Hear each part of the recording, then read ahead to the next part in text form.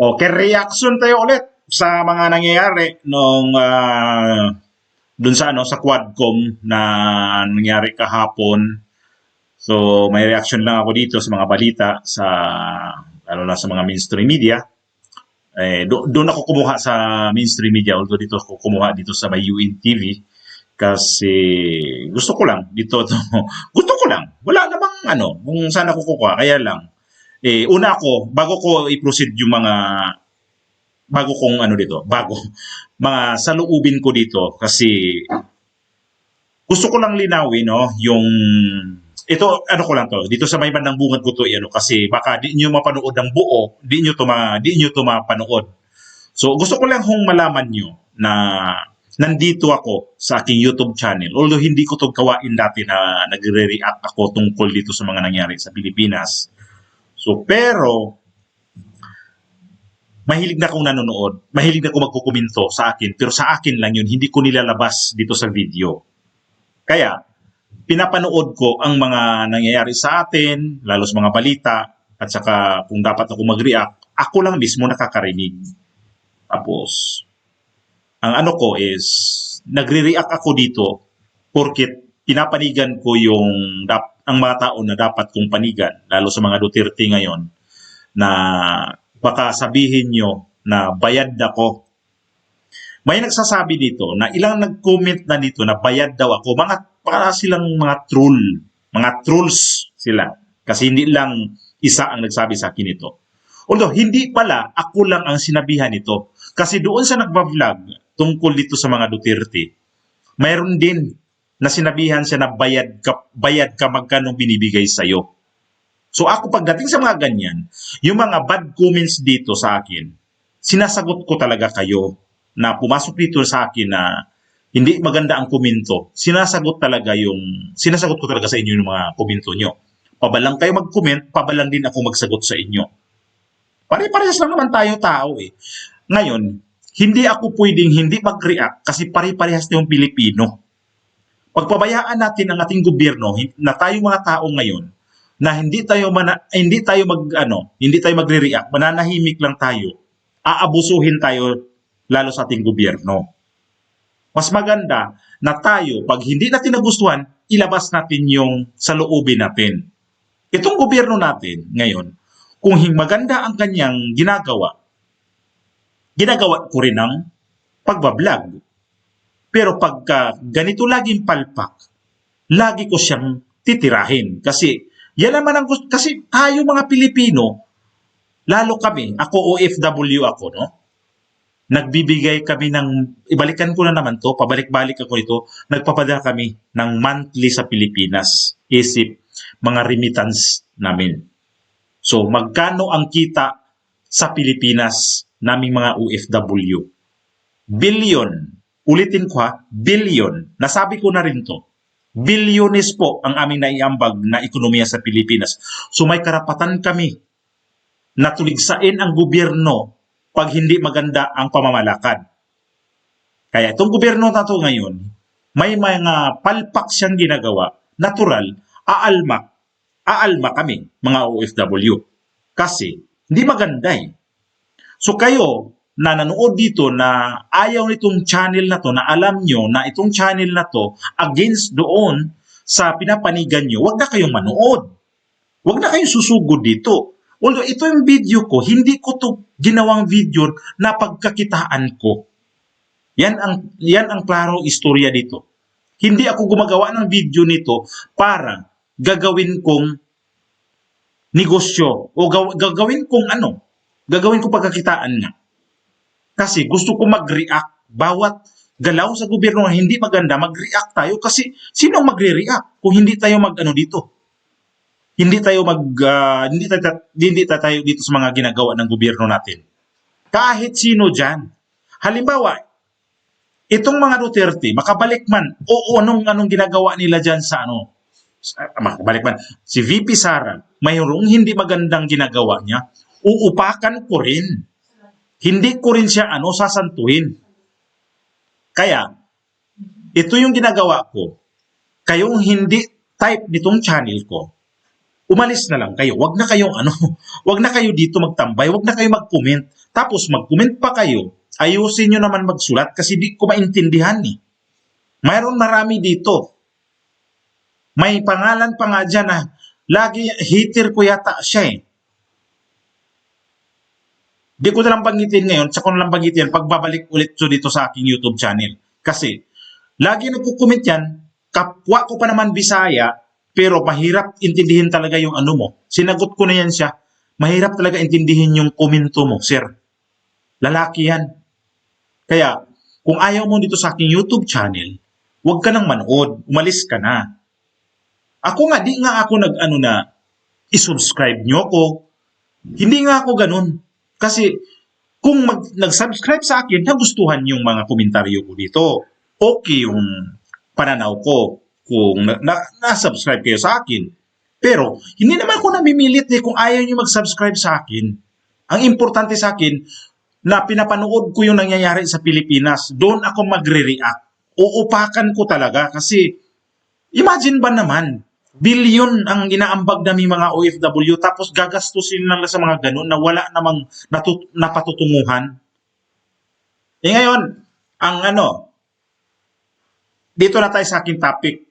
Nangyari ito kahapon na may interview si Tatay Digong paglabas doon sa Kongreso. Inabangan siya ng media, tinanong siya doon.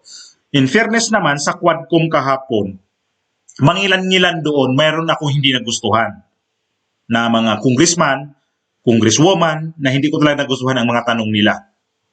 Kaya, mayroon pa doon na medyo kalbo, na medyo may pakaganon ang magsalita. Dalawa yun sila eh, nakasalamin parehas. Mga ganon sila eh. Halata naman eh. Yung isa nga, may maganon pa eh, magsalita eh. Pero hindi ko kayo hindi ko kayo, basta mayroon silang ugali. Kaya siguro ganon sila magsalita kasi may pagkabinabae ang nila, postura nila. May pinakababae. Parang babae nga sila eh, tingnan eh. Kahit pa nandyan kayo, hindi ko kayo nakita sa personal, pero sa mga reaction nyo dyan sa TV screen o anong pinapanood ko, halata talaga kayong ganun talaga kayo.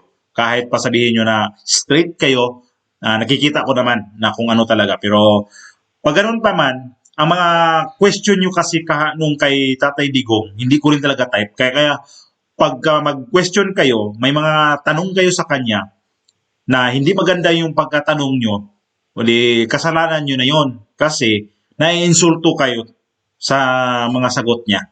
Tapos ang karamihan pa naman ang litanya nyo pagka hindi sagutin, simple lang naman ang tanong ko, yun ang lagi. Lalo yan si basta mga ganun kayo, yung mga kaliwang grupo.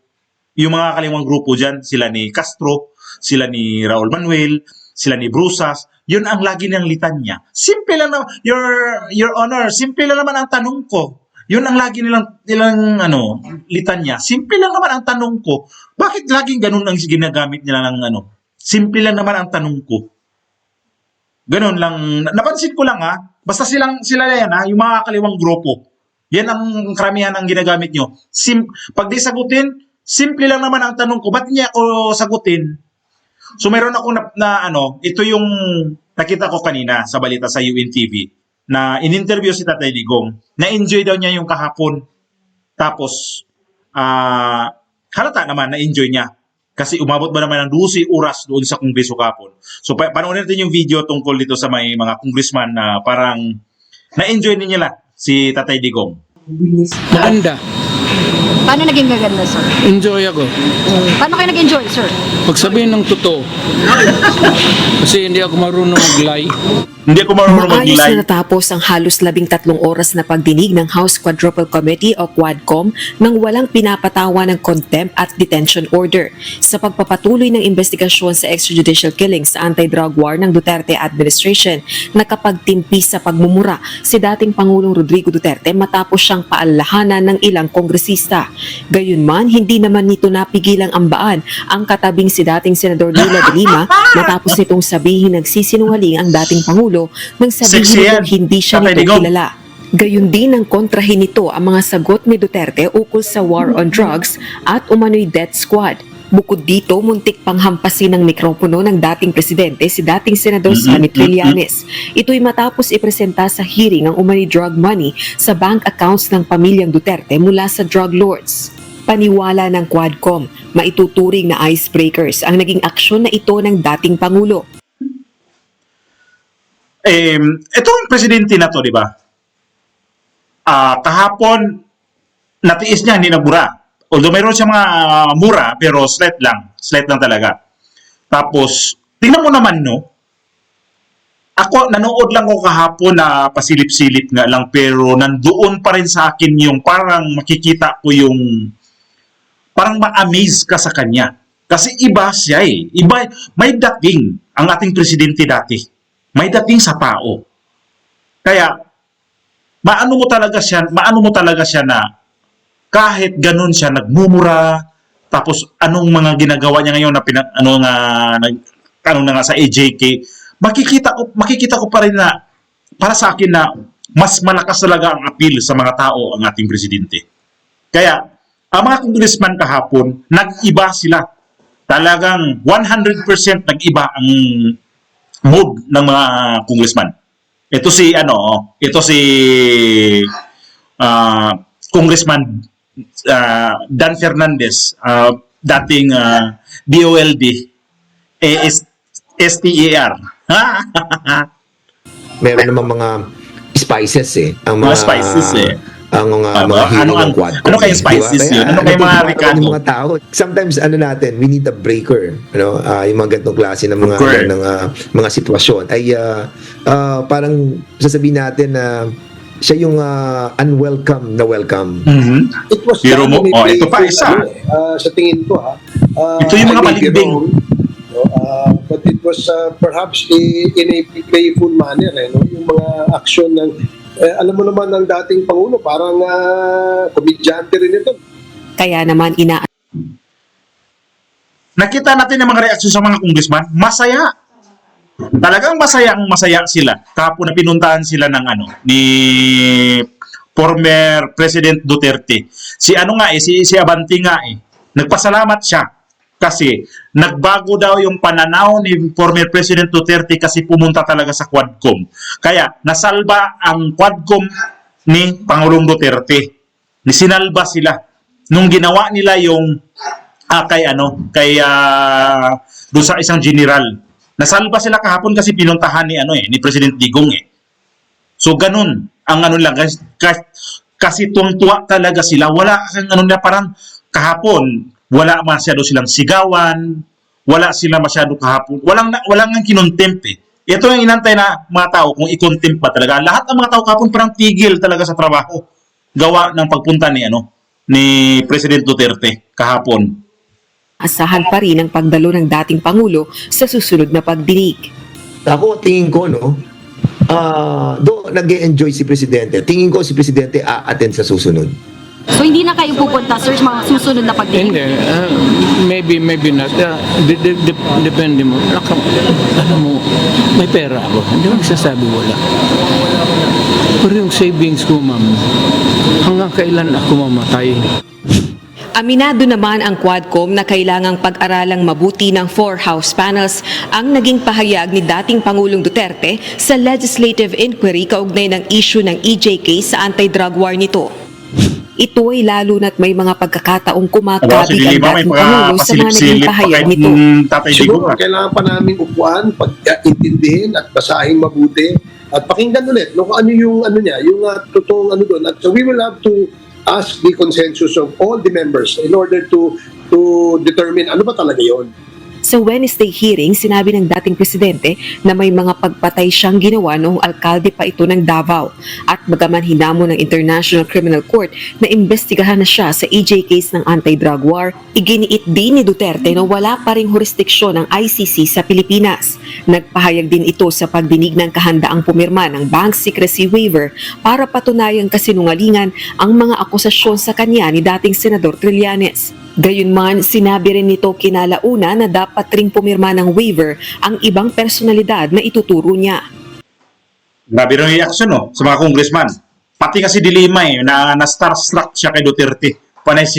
Panisipat ng ganun Parang dati pa yan eh, parang gwapo pa rin kahit may edad na. Yummy pa din.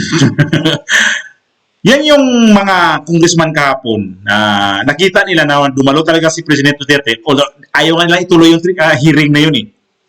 Diba nabanggit ko ito sa nasundan vlog na to, kung natuloy pala to, kaya pinanood ko kahapon, yun nga ang ginagawa ko, pasilip-silip lang. So, ang ano kasi, ang hirap kasi may trabaho, hindi mo talaga matutukan nila yung nangyayari ng buong pangyayari. Imagine ba naman yung 12 oras, tapos nakababad ka lang doon sa TV, tapos manood ka ng live na ganun. Parang, ang haba talaga, parang doon ka nakakain lahat eh. Kaya lang di naman pwede kasi may trabaho naman tayo na ma-abandon na naman din yung trabaho. Kaya lang, ang pinapanood ko na lang ito sa mga balita. So sayang lang din kasi makagawa tayo ng mga reaction tungkol makikita talaga natin kung anong dapat saan tayo mag-reaction.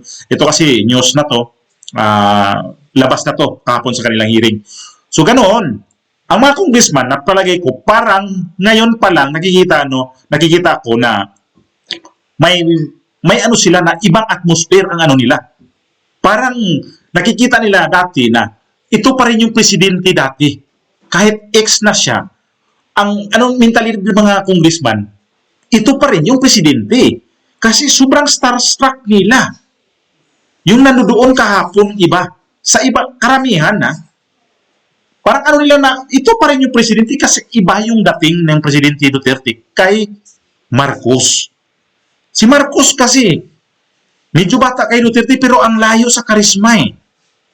Malayo siya. Wala siya sa karisma sa mga tao. Si Duterte kasi malalaki man yan, mga babae, mga bata, matanda, ang lakas ng karisma. Dahil sa magsalita siya kasi, may halong biro, hindi ka mabuburing. Ito si Marcos kasi, palibasa, English ng English, doon ka mabuburing. Nag-i-English na nga, nangingiwi naman yung yung bibig niya, parang doon ka rin na parang mamawala kang gana manood sa kanya. Kaya itong presidente natin, si Tatay Digong, mas starstruck talaga kahit sino. Di ba congressman, ang tapang-tapang nila, hindi pa dumating sa kongreso. Pasamantalang dumating na sa kongreso, nandoon mismo nakaharap na kahapon sa Quadcom. Iba yung dating nila. Ngayon nga, parang nakikita ko, parang babaliktad na ang Quadcom eh. Parang di na sila parang di na nila gipitin masyado si Duterte. Na wala namang sinasabi si Duterte nakakaiba sa Senado at sa Kongreso kahapon. Ganun pa rin eh. Walang nagbabago, consistent yung mga sinasabi niya. Kaya lang, ang mga tao kasi di nakakaintindi. Sige, ICC na yan. Uy, alam nyo ba, pag mag-ICC tayo, sampal sa mga Pilipino yan kasi nagpaano tayo ng ICC. Mayroon tayong korte na sarili natin. Ang bilis magsabi ng ICC pero di tayo nakakaintindi kung ano pang mga batas ang dapat gagawin dyan. Ang daming mga batas yan na dapat bantayan, dapat i-apply.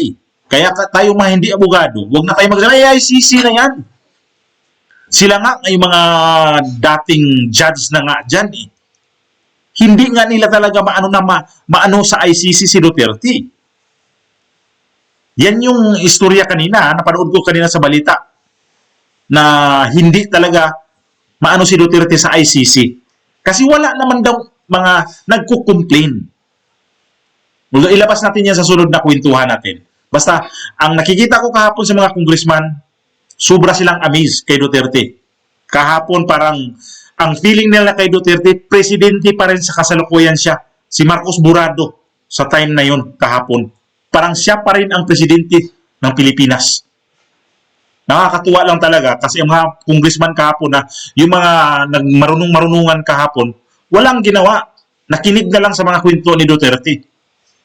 Yung iba nga dyan, ako congressman halimbawa, abogado, yung isang abogado kahapon. Abogado ka ba?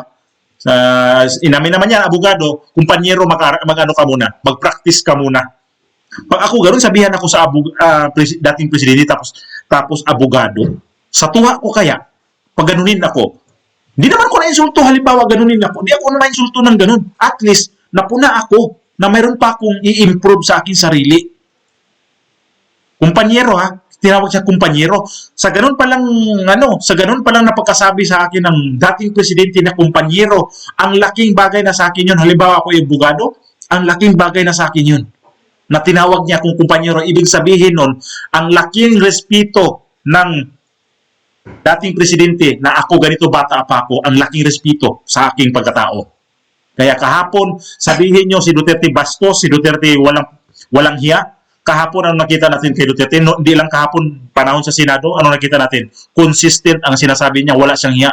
Pero ang walang hiya niya, karisma para sa akin. Doon ako nagbabase sa kanya sinabing walang hiya. Napakagandang ginawa niya talaga sa ating bayan. Hanggang ngayon, doon pa rin ako sobrang saludo sa mga Duterte. Kaya dito ako ngayon tumayo